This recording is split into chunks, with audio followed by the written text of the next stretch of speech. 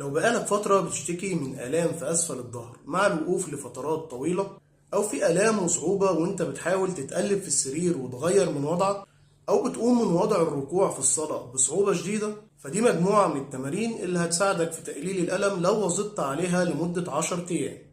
التمرين الأول بسيط جدا، بتنام على ظهرك وترفع إيدك ورجلك زي ما في الصورة كده بالظبط، وتحاول تشفط بطنك لجوه لمدة تتراوح من 10 ل 15 ثانية، ولو طولت المدة لحد 20 ثانية مفيش مشكلة.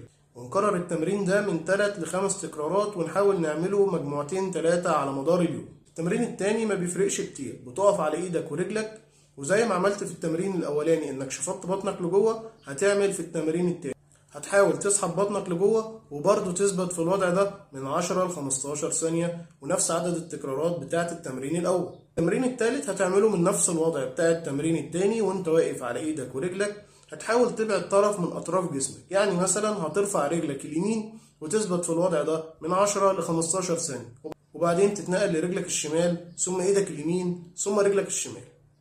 وكل مرة بنحاول نثبت نفس عدد الثواني ونفس عدد التكرارات اللي قلناها في التمرين الأول.